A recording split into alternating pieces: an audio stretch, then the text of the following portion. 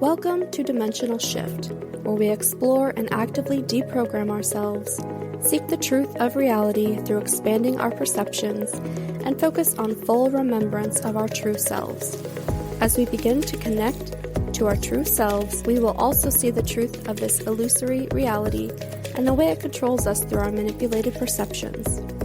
As soon as we fully remember our true selves, we will also see the enemy for what it is and how to rebalance the system by freeing ourselves and assisting others to do the same, creating a domino effect into the evolution of human consciousness.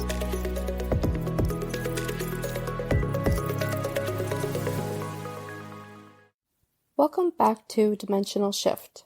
Today we're going to be talking about stepping into your role and accepting the call.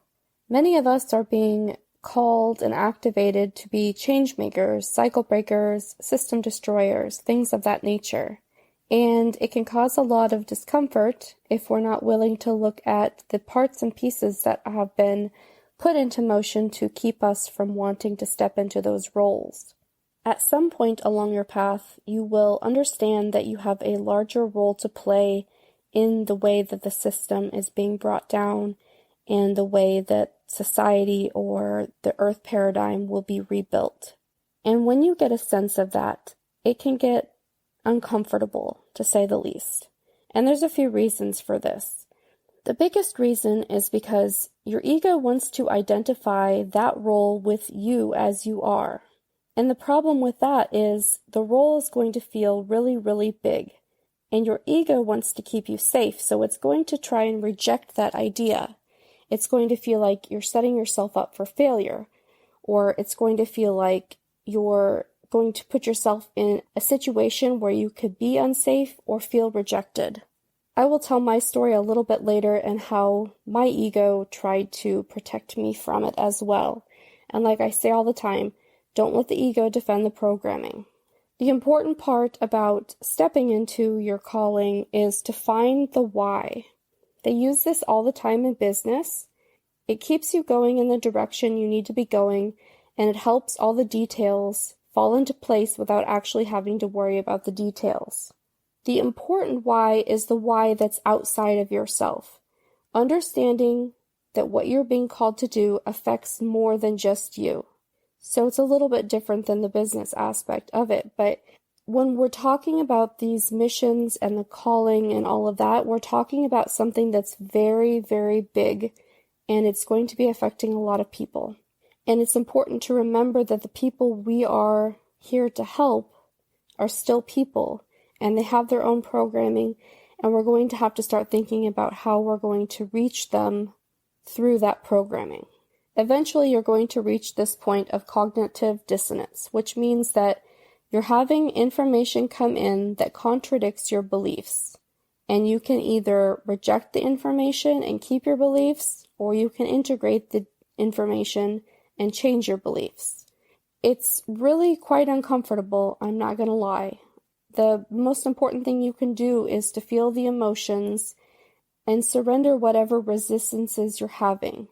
You're going to have a lot of programming that's been delivered over lifetimes, and it's been delivered in such a way that it's compounded and it's kept you wrapped up in these loops and stories, and it's kept you in a certain type of thought pattern so that when this moment came, you would have this cognitive dissonance and you would have a chance of rejecting it.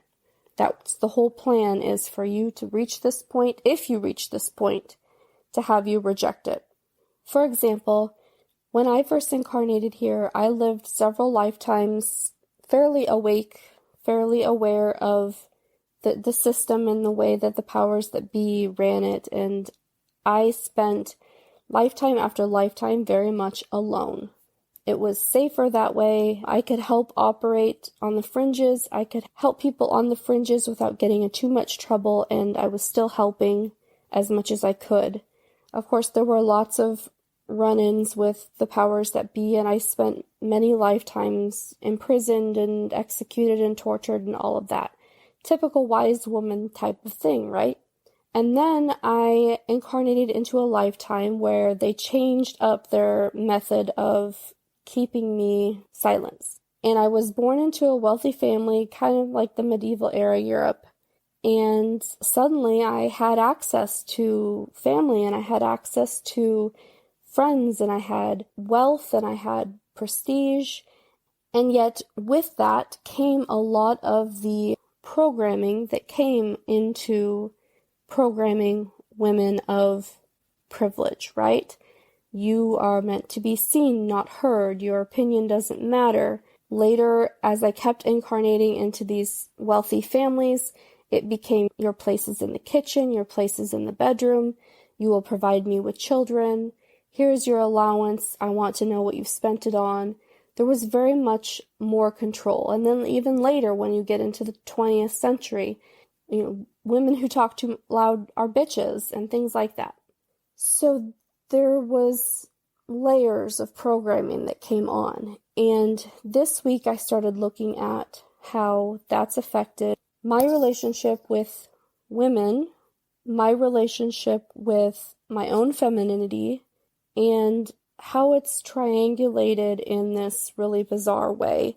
And it's all been meant to keep me from understanding my mission.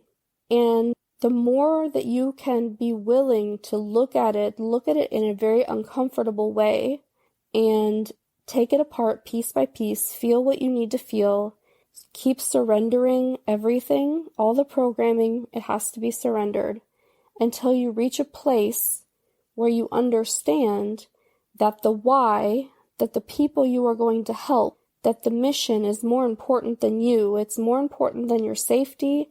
It's more important than your happiness. It's more important than your freedom. These missions that we have only feel big when we tie it to our sense of self. And when we can look at it from one level up, you think about it from consciousness level, you can see that it's more important than any individual person. An important point to make here is that only you know what you have been called to do. And that calling may change after you accomplish specific missions. It may evolve into other missions. It may get bigger. It may get smaller. You may have side quests. And also, don't worry about labels or past lives. Past lives are garments that we wore for a period of time and then cast off when we moved on. Look at your past lives in order to understand the programming you went through. But don't get hung up on who you were then and who you knew then unless there's some kind of soul contracts kind of thing floating around that you need to deal with. What matters is how you move forward in this lifetime, because we are at a very, very important juxtaposition right now where the probabilities are shifting so quickly that we have a chance to take this world back and to move it into the world that it was supposed to have been. We're getting close to the point of, some people would call it ascension. I think of it just as the human evolution, the next step for humans.